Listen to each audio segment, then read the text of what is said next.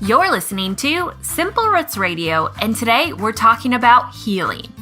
That's right, true and lasting healing, no matter what you're trying to overcome. Welcome to Simple Roots Radio with Alexa Sherm. Alexa believes that simplicity in life is the key to achieving true and lasting health. A nutritionist by trade, Alexa has rebelled against common misconceptions about nutrition and has created a realistic health style that will allow you to live a healthy, satisfied, and more simplistic life. It's raw, it's real, it's unfiltered. It's Simple Roots Radio. And now your host, Alexa Sherm. Welcome back to this podcast. I'm your host, Alexa, and as always, I just wanted to remind you that this show is dedicated to simplifying your health, allowing you to live with more purpose, more joy, and ultimately achieve the lasting health you've been looking for. To bridge the gap between doing it all and doing nothing, into a happy medium that is realistic and attainable for you. Last week on the podcast, we took a deep dive into mold, the silent epidemic that is really becoming one of our greatest health triggers and disease today, especially for roughly 25% of the population who naturally are more susceptible to getting mold illness. If you haven't listened to that show, you're going to want to go back and listen to episode number 58 to learn more about that, more about mold, and what it could be doing in your body. But today, we're going to break down how to heal from mold, and more than that, just the basis and foundation of healing in general. But we're going to specifically talk about mold, including a low mold diet, and we'll briefly talk about how to test for mold in the beginning. However, there's going to be a lot more information on that over in the show notes at simplerootswellness.com/059. But before we get started, I just want to remind you to stick around until the end because I have something that could really help you in your healing process. I'll also be sharing a little bit about next week's guest, and you are going to love her. Also, don't forget, the Healthy Holiday Gift Giving Show is right around the corner, and I'm still taking ideas. So if you have the perfect healthy holiday gift idea, please shoot me an email at alexa@simplerootswellness.com and let me know what it is. Who knows? It could be on that show. And while you're doing that, would you take 1 minute to rate and review the podcast? I say it all the time, but this literally is the lifeblood of the show. It's what makes it happen and allows other people who wouldn't hear about Simple Roots Radio to come and join us in making realistic changes that last. Like I said, leaving a rating and review literally takes 1 minute, and you only have to do it once. It really does mean the world to me, and I read every one and feel so blessed to be able to do this journey with you. To leave a rating and review, find Simple Roots Radio on iTunes, or head on over to simplerootswellness.com/review and leave your honest feedback. Thank you, thank you, thank you. So last week, we dove deep into what mold is and specifically what it's doing in our body, which basically is creating this chronic inflammatory response, which is exactly what mold illness is now classified as. Just this overridden immune system that just sends out inflammation all the time, creating a multi-symptom disease. We also learned some of the symptoms and the toxic burden that's building up, making mold a major trigger for so many disease processes, including cancers and autoimmunity, and a lot of other things that really just leave us feeling less than fatigued and tired and unhealthy. Today, we're going to flip the spectrum and we're going to learn how we can heal from mold. And not just slap a Band-Aid on it, but really to get to the root, uncover it, and take care of it so that our body can go back to its natural state of efficiency, of energy, of really just high performance. But before we go there, I've been asked over and over and over, how do I test if I have mold? There are a lot of different ways that someone can go about learning if mold is their issue. Specifically for me, I found out by going to a natural holistic doctor in our area who was able to test me in multiple different ways for mold. I had muscle testing. I also had some blood tests done to learn kind of the impact that mold was having on my body. Another area is just testing the home or the environment in which you live. So we had a home inspector, like I mentioned, come out and get air samples. However, I think you can go online and just order air quality test and you can get them sent right to your door and you just ship them back to the lab and they'll give you all the results. However, the home inspector was really nice because not only did they take air quality samples, but literally they inspected everything about our home and even our humidity levels and the changes in that, and just made sure that everything was working well and that everything was in line so that mold in the future wasn't an issue. There's also a test online that I think you could use as an introductory test if you don't yet have a doctor in the area or you don't really want to spend the money on air quality tests. I believe you can find this test for free. But that test is actually a vision test, and it helps basically determine via your visual contrast or your ability to see visual contrast, your sensitivity to mold. That test is called a visual contrast sensitivity test. And again, that's something you can take right online. I'm going to look, I believe there's a free one that you can take online. I'll pop it in the show notes at simplerootswellness.com/059 to get that.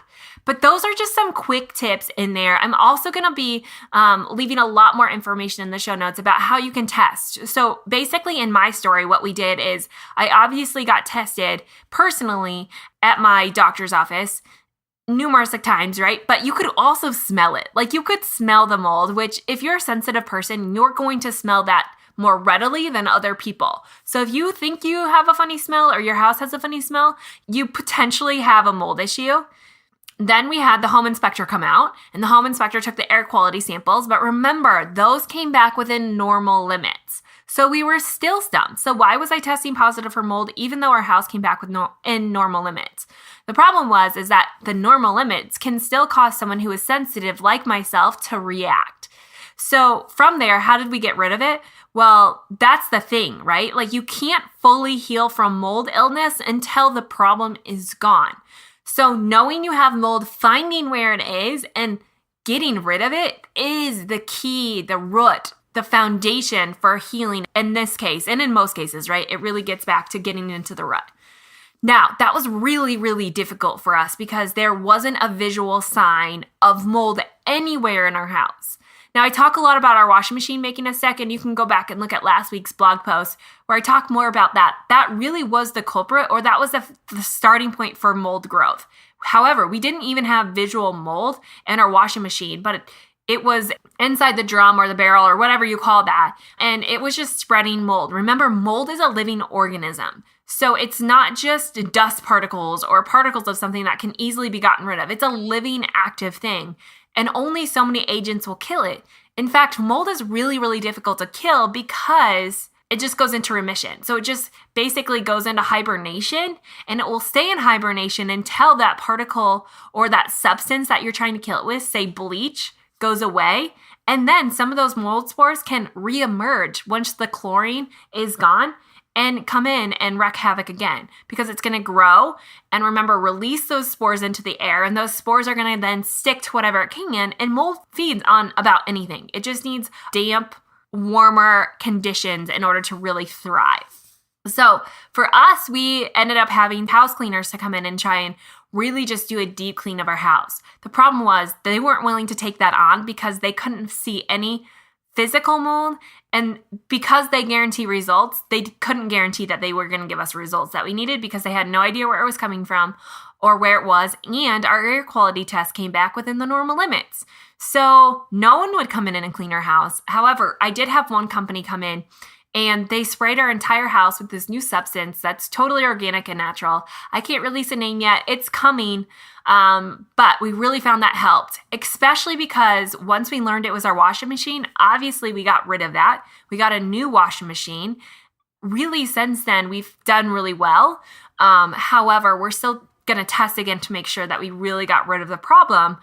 But that's kind of our history on testing. So you want to, make sure that mold really is your culprit. But like I mentioned, because I know that there was a lot of money going into getting tested at a doctor's office, and home inspection wasn't cheap, and getting someone to come to your house and actually clean it and buying a new washing machine. I mean, this was a lot of money, and it was well over our budget. But at that point, you do anything you can to get better. So, we almost had to. One other thing that we did that greatly improved my health and the health of our family in general was that we got an air purification system, a whole house air purification system, which really aren't that expensive considering what they provide. And that was a significant change. I'm going to link up the one that we actually purchased on here, as well as some other ones that are really good that use like the HEPA filters that really sanitize the air as it pulls it in and basically recirculates it. Obviously, I don't know a lot about this, but I know those things worked. So again, all the information on testing for mold you can find over on the blog post. Today, I specifically want to take a deep dive into how to heal from mold, what you can do with your diet, what you can do with your lifestyle, and maybe even some supplements that you can take in order to do this. But I want to be clear. I feel like in the world that we live in, it's an all or nothing approach. People either have to go all in or not in, and we think about these things in very systematic box-like ways. Like everything's in a box, and if you can't do it perfectly, you're not going to do it at all, or you look like a failure, right? That's not the case at all. When we talk about healing from something, it's a very individualized approach. It's a process, not an all or nothing thing. So I want you to be encouraged to know that this is going to take time. It's going to take learning your body, and it's going to take learning what your body can handle and what it can't, because the reality is everyone is different. I'm sensitive to things that my husband's not sensitive to. Like it's all individualized. So kind of knowing your body first and foremost and using everything else as a foundation to build off of. So it's kind of like I've heard someone say, like, you should be your own health detective, of like looking at you first and foremost and what works for you and doing that. So everything I say, I'm going to say in a generalized term, like this has been found to be potentially helpful in a number of people. However, it might not be the case for you. So what I'm saying is just be open to ideas and different things. But there is one foundation across the board, no matter if mold illness is a problem for you or not. It's called detoxification. And I'm going to dig into this a lot as we break this down, because detoxification is the foundation. Like cleansing your body is the foundation for how we stay healthy and how we allow our body the right environment. Because again, that's what it boils down to. We want to try to eliminate the trigger that's going to ultimately put our body into this cascade of disease mode. But in order to eliminate that trigger or the effects of those triggers from coming in and pulling it, the cleaner our body is, like the more efficient it is, the healthier it is, the less likely those triggers are to have an impact. So take, for instance, someone who is sick, like for myself. Once I started to get sick, I found that I was sensitive to everything.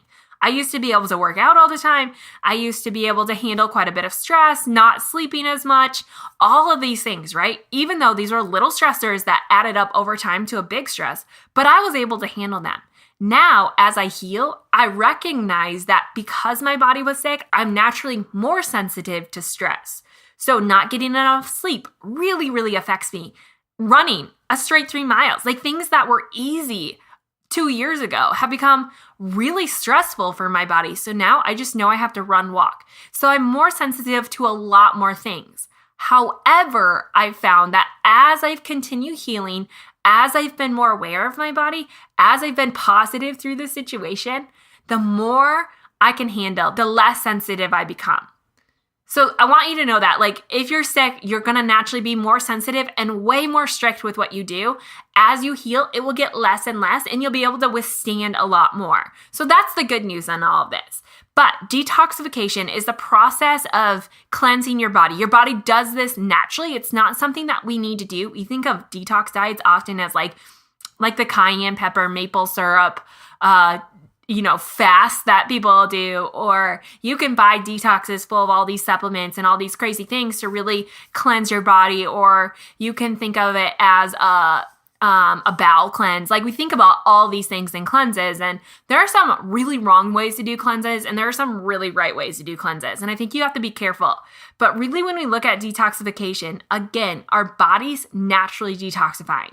Now, what we have to do is we have to allow it the space and the environment to do it well. The problem is over time, all these little stressors, or maybe even a big stress, kind of puts a damper on the detoxification system. Like once our body becomes overrun with toxins, overrun with stress, because again, we have to filter out stress out of our body. Like that's a substance, a particle. It's not just a thought or an action. Every cell has a response for that, and that's creating a byproduct. And those byproducts have to be released out of the body.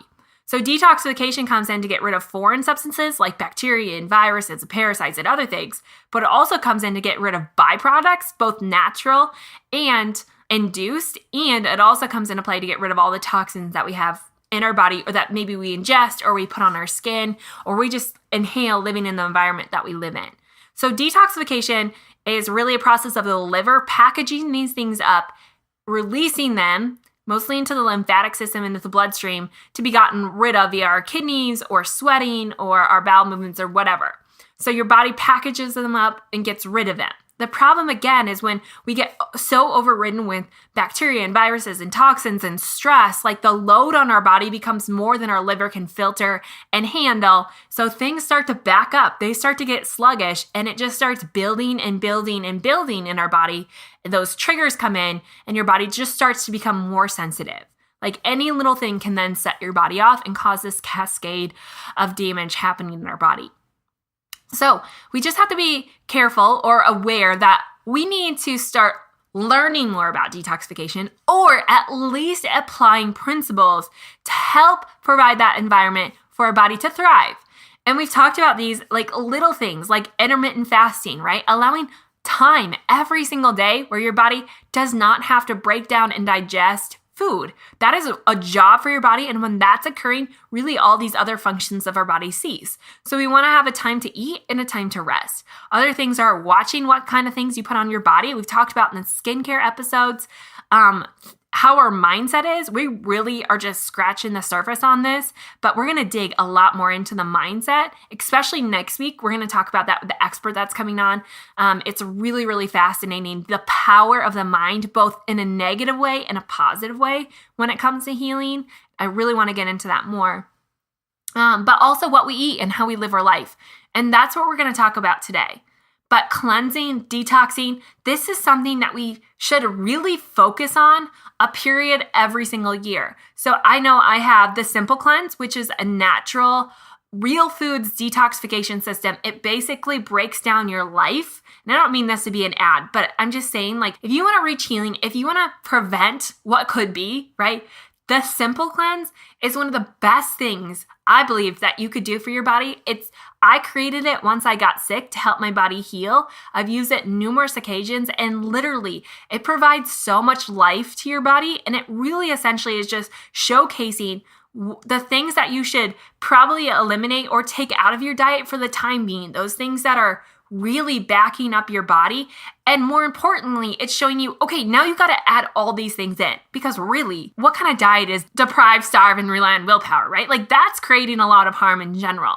So it's not just about, okay, we're going to eliminate these toxins, but it's really, let's give all these life-giving foods and this life-giving lifestyle back in and really break it down for a period of 28 days. I can promise if you do it, you'll feel amazing. And more than that, because I'm not as focused on external appearance or what's happening externally or promising great weight results, but what I am saying is internally, there's huge, huge change. And I think if we can become a generation that's more concerned about what's happening internally in our mind and our soul, in our bodies, and less about whether our external situation changes, we become changed. And that change just catapults into great, great things.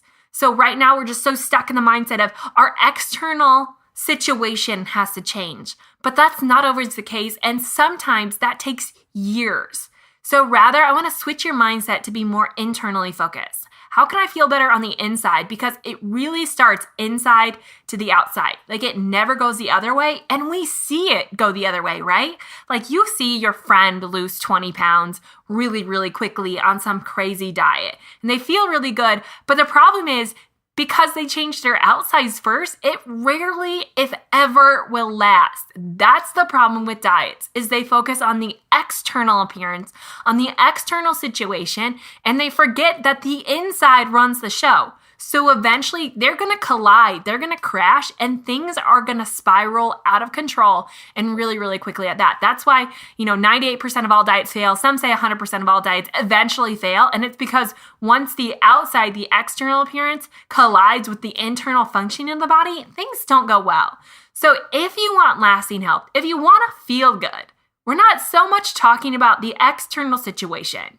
We're talking about the internal thing that you can help control and change. So detoxification, cleansing, so important. And you're going to see that as we go, because that is the foundation for helping your body to get rid of these excess toxins, of these excess viruses, and really take the time to not just get rid of the buildup that's there, but to go back. That's why you want to, that's why mine is 28 days. It's not just time to get rid of that, right? That can be done in about 5, maybe 10 days. But the other 18 days are really to go back then and allow your body to heal, to go back and to really start to function at its prime, to take everything out and really just to start to break it down and rebuild it in a really great way.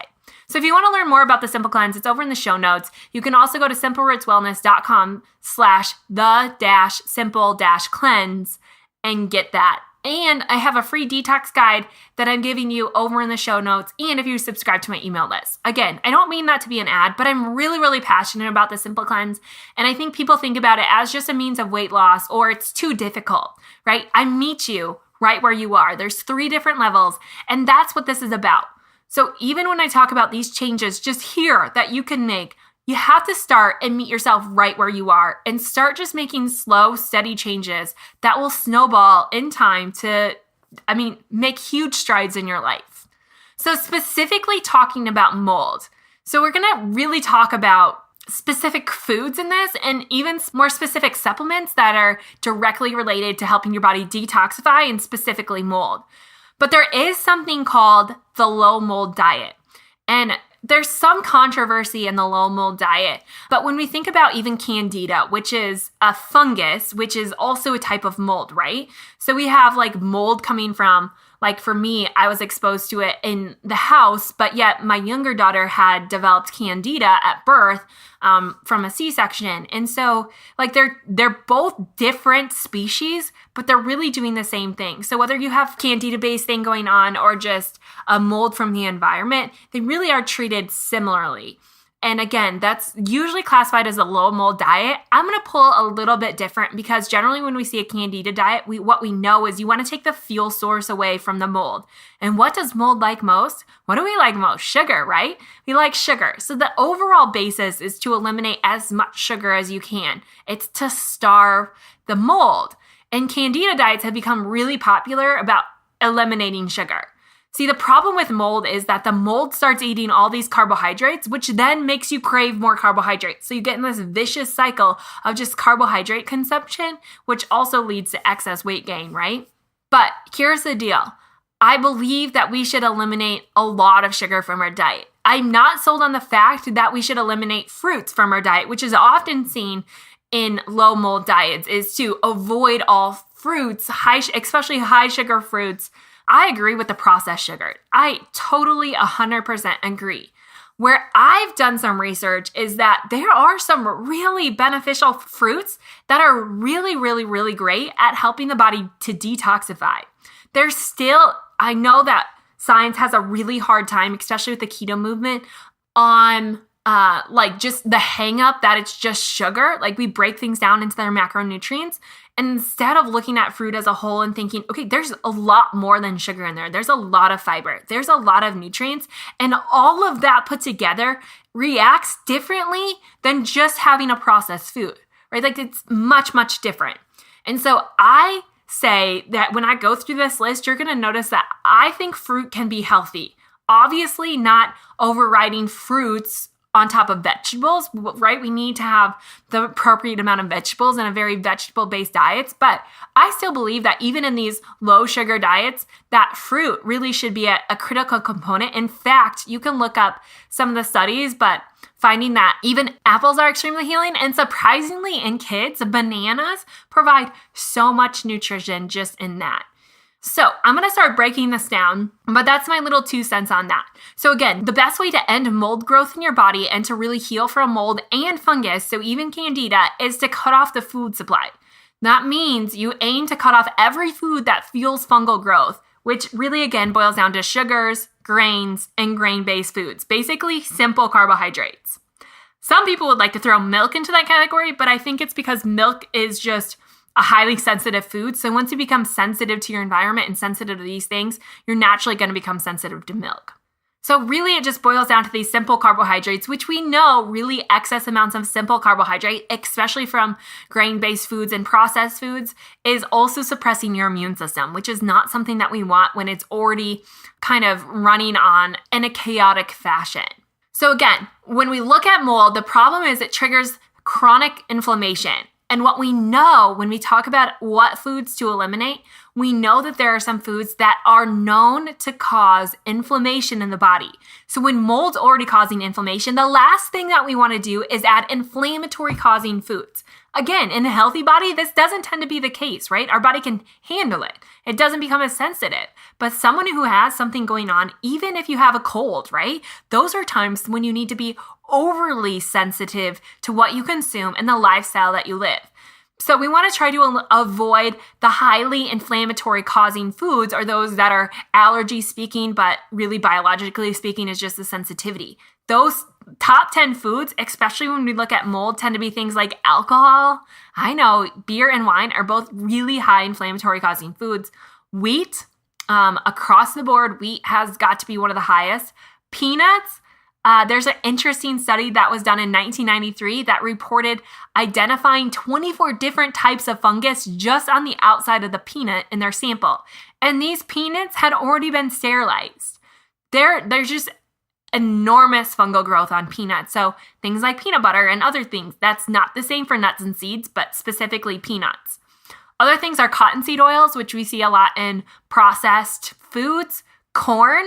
Some would just like to classify corn as a fungus, and either way, it's a high fungal food. So corn chips, sweet corn, any of it is just, it's feeding the fungal in your body and creating fungal overgrowth and inflammation. Barley, dairy, sugar, and rye, all things that we know. And some people, though, if you want to take it further and you have a candida or you have a mold issue, some other things that can cause adverse effects include things like vinegars and beans, canned tomato products, and yeast. So you're probably thinking, wow, like what does that leave, right? Like where should we go from there? Now I have to tell you that it's easy to focus on the negatives, but we really want to try and focus on the positives. So again, this tends to be a phase. I'm not saying that you have to eliminate those forever, but definitely during the healing process, or like I said, anytime you feel like your body is under a lot of stress, even a cold or high work projects, going on vacation, all of those high stress points in your body, those are great times to really like tune in your diet and tune in your exercise. So maybe lower your exercise and increase those non-inflammatory causing foods, or those really healthy foods, getting more sleep, things like that, to really decrease the amount of stress on your body, because we want to prevent those triggers from taking over once your body reaches the stress threshold to allow that to happen. So what can you eat? Let's start focusing on what we can eat. Some whole grains in small concentrations like brown rice and quinoa, gluten-free oats. Again, the gluten tends to be a highly inflammatory causing food, and so trying to stick with the gluten-free oat option. High-starch vegetables and legumes like potatoes and beans and lentils and sweet potatoes and squashes and turnips and peas and parsnips. I'm going to be a fruit proponent, and they say especially things like purple grapes and pomegranate and oranges, berries, pears, and peaches. Those are all really, really healing things to your body. Blueberries, especially wild blueberries, can be extremely healing. And other things, good animal sources, pastured eggs, basically any kind of vegetable that you can think of, like broccoli and spinach and cauliflower and kale and cabbage. I mean, the vegetables, the foundation, the base of the fiber and nutrients in that is so healing and so cleansing for your body that it really should be the foundational base of our diet. Now you can add, again, lots of those animal products and maybe some gluten-free whole grains and fruits into that, as well as healthy fats like extra virgin olive oil, coconut milk, ghee, avocado, organic butter, raw nuts and seeds like pumpkin seed and flax seed and chia seed are low mold nuts So basically, our high mold nuts would be peanuts, walnuts, pecans, cashews, and Brazil nuts, which is unfortunate because Brazil nuts have like some of our highest selenium counts. And that really is something that we're finding that we're so deficient in. And I used to eat Brazil nuts all the time, but they're known to have some of the highest mold concentrations. So our nuts just tend to carry that unless you can find raw nuts and you freeze them. Like you put them in your freezer or your refrigerator to prevent that. And again, the last thing is filtered waters, herbal teas, mineral waters, and if you want to get into the fruit and veggie juices, it has to be fresh juice, like freshly squeezed juice. So those are all the things that you can eat. I'm going to have a handout in the show notes for you to print this off so you can see it.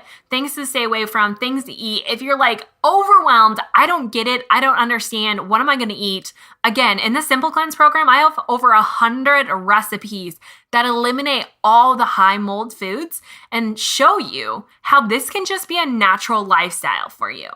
We really want to start starving the mold while nourishing your body, because that's the problem with our traditional diet is that we feed our body, but what we don't realize is that we're feeding the mold. We're feeding the fungal overgrowth. And that first and foremost is going to take the nutrients that it needs, and we get the leftovers. Now, we want to go about this in that we starve the mold while nourishing ourselves. So we have to provide nourishment and things that the mold doesn't like or it won't use as nourishment. And we want to eliminate what it does so that all of that is going to the body while starving the mold. And you'll find that as that mold dies off, there is something called mold die-off. I've seen it mostly in fungal die-off.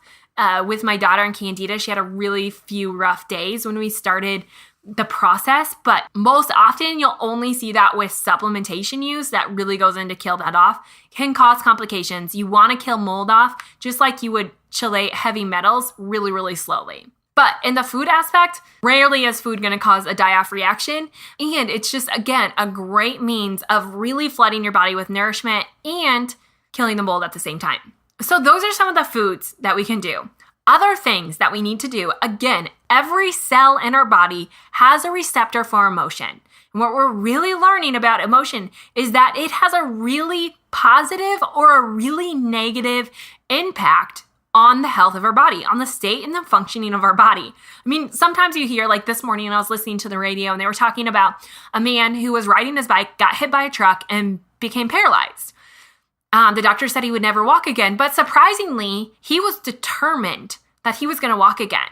And so 2 years later, he actually completed his first marathon back. His doctors and physical therapists made a statement and said it was all because of the mindset that he had going into that. That is how he healed. They strictly broke it down into the mindset.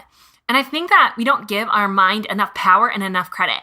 So if you feel like you're never going to get well, you probably won't. But if you really choose the mindset of, I'm going to heal my body, I'm not going to look on the outside, I'm not going to have thoughts of bitterness and jealousy, which is really hard on social media. But those are all causing a negative reaction in our body that, again, can clog and jam up our body, right? Like, think about it. The more jealous you become, the more bitter you become. If you have a rough day with your boss, if relationships are bad, like I remember times in our marriage where things were not going well and I really felt bad. Like you just physically feel bad. You're tired. And when stress hits, what do? You want to sleep, you want to eat. Like your body is starving for energy to feed these negative emotions that are going on.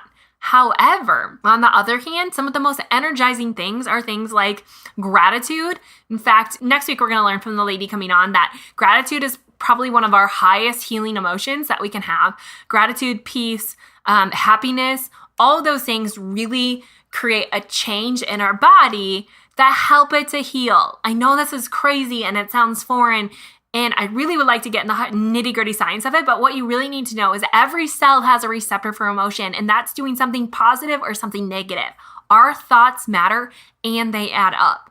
So we really have to come to a place where we have a good mindset. I think that's one of the most critical things in healing, and that's really where I started to see my healing change is for the first 6-8 months. I was really feeling like I was getting nowhere. I was depressed. I was feeling like I shouldn't be here. I was ashamed of being the nutritionist who was now sick and gaining weight and unable to work out. Like there was just so much emotions. But once I realized like that change, and I don't have to be everything for everyone, and I can pick out those things in life that I really want to focus on and really fill me up and provide that joy and live more for those. And I also, through that time, when we throw exercise into this healing mix, is learning that exercise can be a really negative, stressful event on the body, and in other cases can be really positive. So it's a balance between not pushing your body to extremes or beating it into submission. I used to do this all the time. I used to do it to people working in a gym.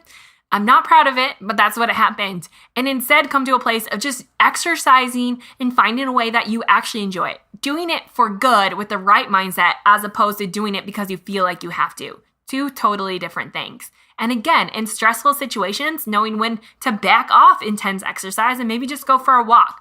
Exercise is important. We need to move every day, but the amount and the intensity is going to vary based on every day and how you're feeling. So those are some additional things to remember in this healing process.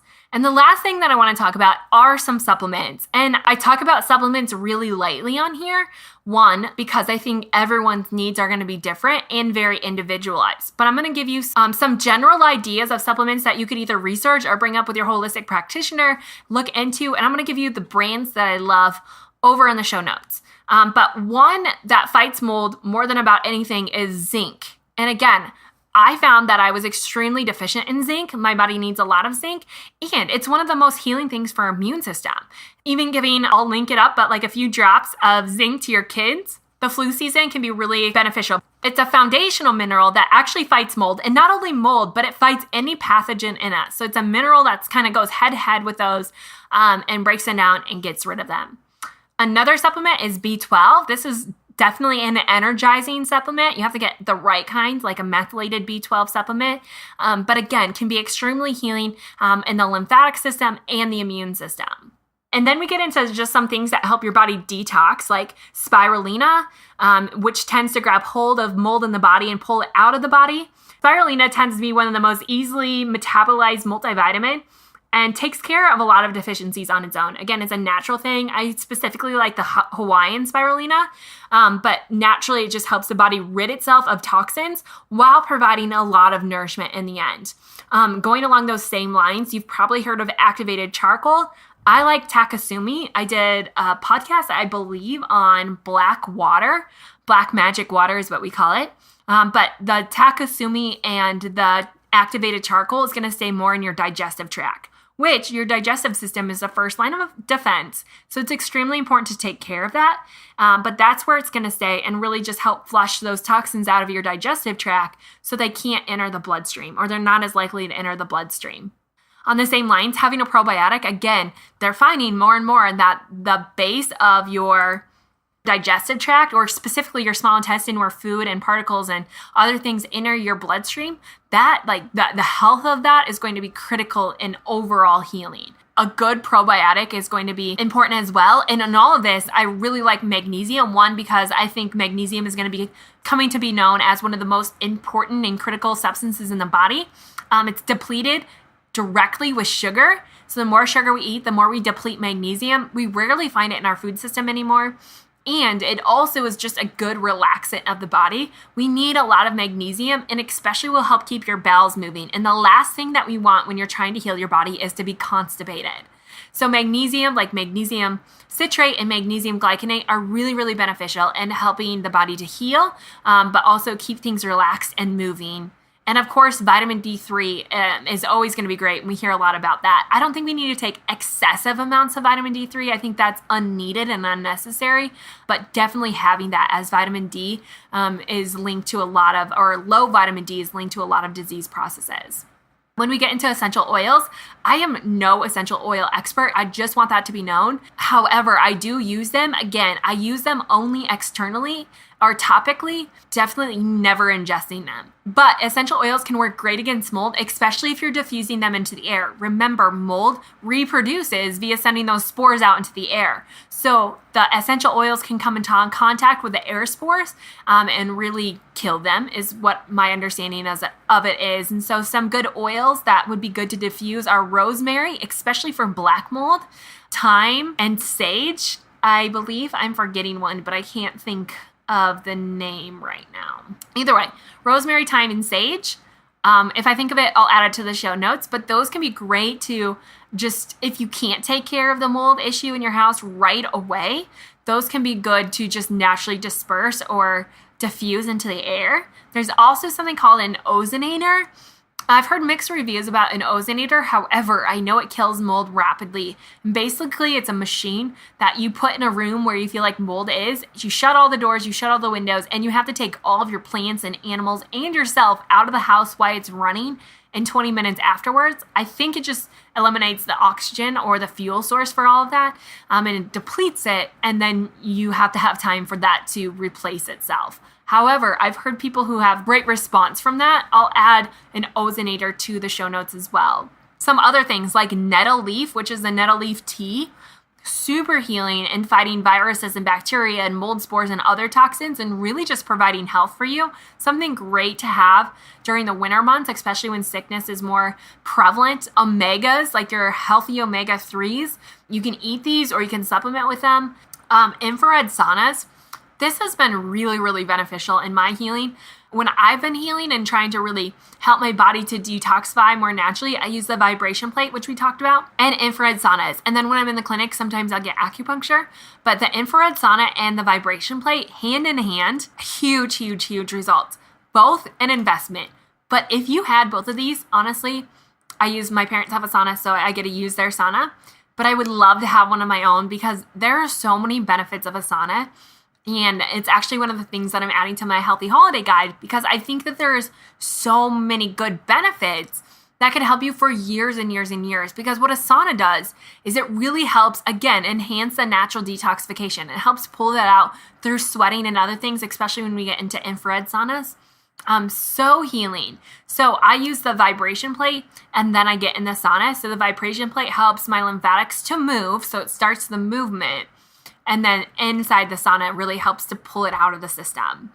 Overall, right, like the bottom line in all of this, and I know I'm getting a little long today, the bottom line in all of this is detoxification. If we can eliminate the stress load and the toxic burden that we see plaguing our bodies, we really try to bring that down and we enhance that natural detoxification. We provide the environment, the rest, the movement, the right nutrition. We can see a lifetime of health come from that. We really, really can. But again, we have to be more concerned with the internal functioning of the body rather than our external circumstance, because our external circumstance isn't always going to change. There is always going to be mold we're going to encounter. However, in your living space, definitely should take measures to take care of it. But the most important thing is, how is your internal system functioning? And I think there are means and ways for us to go about really optimizing that and providing for that and taking the stress load off. So we just have to be aware of those. We're going to keep breaking this more down as we go. But like I said, I know this can be overwhelming. At the end of the day, detoxification is what matters. It is a foundation and the base. And if you've never done a cleanse, you have to try out the Simple Cleanse. I promise you won't go wrong. Ultimately, I really want to see you helped. I really want to be able to come alongside of you, meet you right where you are, and help foster that. I know I'm going to be going back through it the first of the year, and I hope that you'll join me in that. However, you can grab it anytime over in the show notes at simplerootswellness.com/059. It's not as scary as it sounds, I promise, and there's tons of healthy recipes I know you're going to love even when you're not cleansing. I get asked all the time, people who have heard about the cleanse recipes, can I have that recipe or is it on your site? Most of the recipes in the cleanse are only found in the cleanse. There are a few online, and maybe I'll link some of those cleanse-worthy recipes up. But again, what I really want to stress and what I hope to excite you is that yes, mold illness is scary. Disease is frightening, but there is prevention. We don't have to be a slave to our health to be healthy. And that's what so many people are. They live for health as opposed to using their health to live for something more. And I promise, once we can get into that mindset of living for something greater with greater purpose and greater meaning, we can start to see health in a whole new way. And we can become really excited about that. Not just one more thing you have to do or one more thing you have to eliminate. This should not be another stress in your life, but a means to living for more. And that's what I really am excited to help and come alongside you and walk you through. So make sure you check out the show notes. I know I went through a lot. And again, I'll have that download in the show notes to help show you the low mold diet or my own low mold diet on foods to maybe eliminate or avoid, and those things to really add back in, because we can't change our body with just restriction and deprivation. We have to add back in. So that's the show today. Obviously, I'm really passionate about this. I've walked through it firsthand. I would love to hear your questions or concerns. Please leave a comment below or shoot me an email if you need more help or have more questions. Again, I just want to walk through this with you and help us to reach that fulfilling, healthy life that we've been looking for. It's not as difficult as we make it out to be. So head on over to the show notes, simplerootswellness.com/059 to grab that. And again, the Simple Cleanse will be found on that page with the free detox guide that goes along with it. And who knows, there might be a little special something over there waiting for you if you sign up for the Simple Cleanse. Also, I was going to tell you, next week, we have Robin Openshaw on the show, most famously known for being the green smoothie girl and really starting the green smoothie trend years ago. Actually, today, when this show releases, she will be releasing her latest book called Vibe, all talking about the vibrational frequencies of food. She provides a great foundation for the mindset that we should be living in and really what that's doing to our body, as well as those foods, and really breaking down why diets today, even the keto diet, maybe don't have as great of a basis as they make it out to seem. So you're going to want to stick around to hear Green Smoothie Girl's Robin Openshaw show with me. It was fantastic. I learned so much, and I know it's going to be an incredible interview. So stick around to learn more about her latest book, Vibe, Vibrational Frequencies, and what they mean for our health. Thank you so much for tuning in. Don't forget to send me your healthy holiday gift ideas. Thanks for being here, and I'll see you next week.